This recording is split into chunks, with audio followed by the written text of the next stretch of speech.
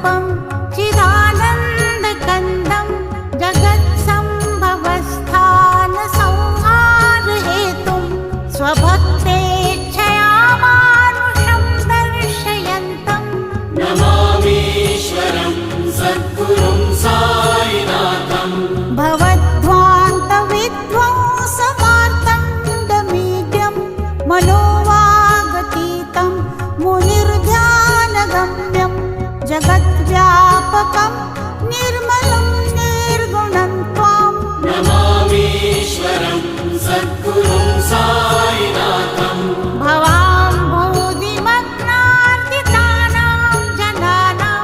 स्वपादाश्रितानां स्वभक्तिप्रियाणां समुद्धारणार्थं कलौ सम्भवन्तं नमामीश्वरं सद्गुरुं साईनाथं